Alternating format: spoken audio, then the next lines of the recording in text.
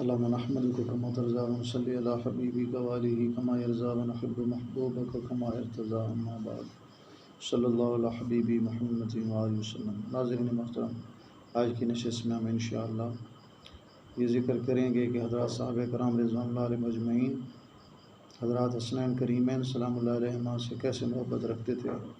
آپ ہمارے ساتھ رہیے گا۔ اس سے پہلے اگر آپ نے ہمارا چینل سبسکرائب نہیں کیا تو سبسکرائب کریں، گھنٹی کے بٹن کو دبائیں تاکہ آنے والی ویڈیوز کا نوٹیفیکیشن آپ کو وقت پر پہنچ سکے۔ تو دیکھیں حضرت سیدنا ابوبکر صدیق رضی اللہ تعالیٰ عنہ حضرت امام حسن سلام اللہ علیہ السلام سے کیسے محبت کرتے تھے۔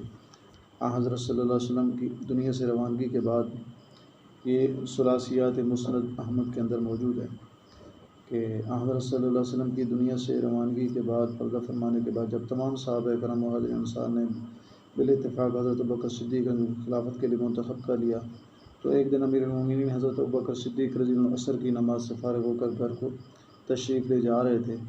مسجد نبی کے باہر حضرت سیدنا امام حسن علیہ السلام نظر آئے تو حضرت ابوبکر صدیق رضی اللہ عنہ نے حضرت امام حسن علیہ السلام کو محبت سے بغل میں لیا اور کمال شفقت سے کندھے پر اٹھا کر مسرت سے فرمایا کہ یہ شکل و صورت میں حضور رسول اکرم صلی اللہ علیہ وسلم سے ملتے جلتے ہیں، آپ یعنی حسین علی کرم اللہ وجہ سے نہیں۔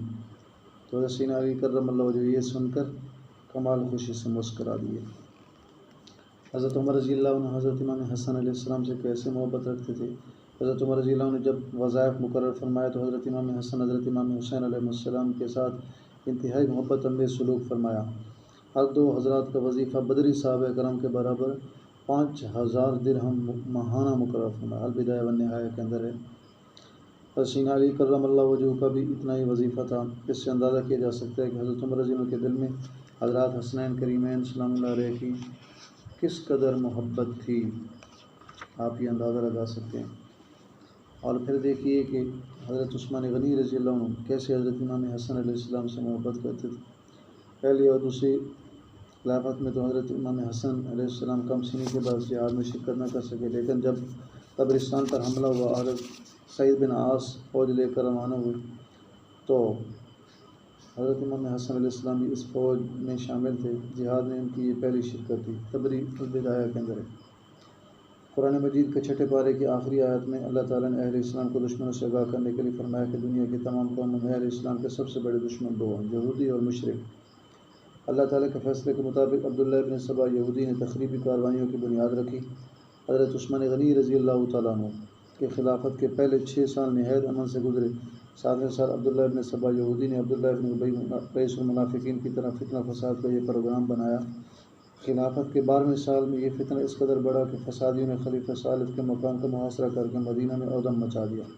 حضرت سیدنا علی کرم اللہ وجہ حضرت سیدنا علی بن ابی طالب علیہ السلام کے فرمان کے مطابق حضرت امام حسن حضرت عثمان غنی رضی اللہ کے دروازہ پر پہرا دیتے رہے۔ حضرت امام حسین علیہ السلام بھی ساتھ شامل تھے۔ دونوں بھائی شہزادے پہرا دے رہے تھے۔ تو اس دوران حضرت امام حسن علیہ السلام زخمی بھی ہوئے۔ انجام کار فسادیوں نے پیچھے سے گھر کے اندر گھس کر داماد رسول صلی اللہ علیہ وسلم اور تیسرے خلیفہ راشد حضرت عثمان غنی رضی اللہ عنہ کو شہید کیا۔ تو اس سے آپ اندازہ لگا سکتے ہیں کہ حضرات صحابہ کرام حضرات حسنین کریمین سے کیسے محبت رکھتے تھے۔ اللہ تعالیٰ سے دعا ہے کہ اللہ تعالیٰ مجھے آپ کو بھی اپنے نبی پاک صلی اللہ علیہ وسلم سے کامل محبت ادب نصیب فرمائے، نصیب رکھے اور عشق نصیب فرمائے، نصیب رکھے۔ آپ کی اولاد اہل البیت سے حقیقی محبت اور باادب بنائے اور ادب نصیب فرمائے، نصیب رکھے۔ آخر دعوانا الحمدللہ رب العالمین۔